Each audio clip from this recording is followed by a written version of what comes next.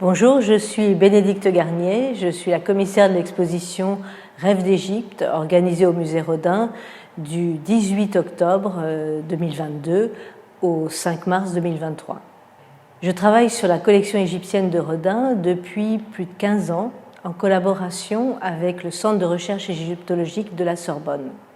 Rodin était un immense collectionneur et il a collectionné entre 1893 et sa mort en 1917 plus de 6000 antiques. Parmi ces 6000 antiques, il y a plus de 1000 œuvres qui proviennent d'Égypte. Et c'est cette collection que nous allons présenter dans l'exposition Rêves d'Égypte. Mais nous n'allons pas seulement présenter cette collection, nous allons aussi présenter le rapport, l'influence de cette collection et de l'art égyptien de manière plus générale sur l'artiste Rodin et sur son œuvre. Rodin, comme tous les jeunes artistes de son temps, est formé à la culture classique, antique et en particulier à l'art grec. Ce n'est qu'un peu plus tard, au cours de sa vie, où il s'intéresse véritablement aussi à l'art égyptien. Il peut découvrir au Louvre le fruit des recherches archéologiques et des fouilles menées en Égypte à cette époque. Il découvre en particulier les tissus coptes, par exemple. Il faut dire que Rodin n'est pas le seul à l'époque à s'intéresser à l'art égyptien et qu'il y a un grand courant d'égyptomanie à Paris depuis les années 1850 et qu'il peut voir un grand nombre de monuments avec des décors égyptisants. Il peut voir aussi de l'art égyptien aux grandes expositions universelles qui ont lieu jusqu'en 1900. Cette égyptomanie, elle apparaît aussi sur les scènes de théâtre parisiennes à travers les spectacles comme Sarah Bernard jouant Cléopâtre dans des costumes égyptisants ou Colette dansant une pantomime Rêves d'Égypte qui a donné son nom à notre exposition. Rodin n'est jamais allé lui-même en Égypte. Le voyage à l'époque était quand même très long et difficile, mais il va connaître l'Égypte par ses amis qui partageront avec lui leur expérience. Dans l'exposition, je vais présenter les figures de ces passeurs qui ont apporté des images de l'Égypte à Rodin.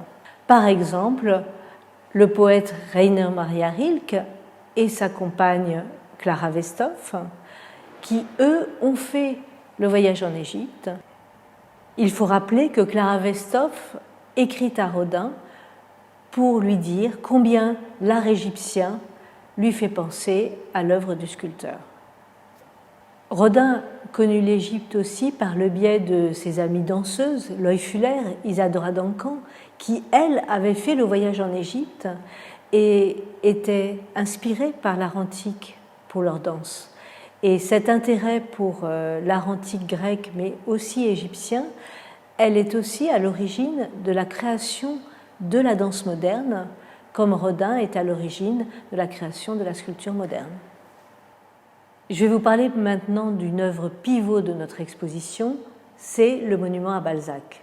Ce monument, dès son exposition, les critiques de l'époque vont le rapprocher de la sculpture égyptienne et vont dire mais Rodin a sûrement regardé la sculpture égyptienne pour créer un tel monument à Balzac. Il faut dire que ses caractéristiques, c'est d'avoir une forme extrêmement simplifiée, d'être presque un monolithe, et l'on peut penser évidemment aux statues de Memnon. Et à la fin de sa vie, Rodin va relier ce monument en disant qu'il a voulu monter son Balzac comme un Memnon égyptien. Cet intérêt de Rodin pour l'art égyptien, c'est aussi le signe de son avancée vers la modernité. Et toutes les recherches de l'artiste après 1900 vont dans ce sens. Il s'intéresse dans l'art égyptien à son hiératisme, à la simplification des formes et à l'art du contour. Rodin n'a jamais été un artiste adepte de l'égyptomanie, mais à cette époque, il a complètement digéré les apports de l'art égyptien, et l'apport de l'art égyptien nourrit un langage plastique qui va résolument vers la modernité. Vers 1910 naît le projet de la création d'un musée à l'Hôtel Byron. Et l'idée de Rodin, c'est de créer un musée avec son œuvre et ses collections pour l'éducation des jeunes artistes. Ce rêve d'Égypte, c'est aussi une manière de montrer un nouvel aspect de Rodin et j'espère que vous aurez autant de plaisir à venir découvrir cette expo que nous avons eu de plaisir à la faire.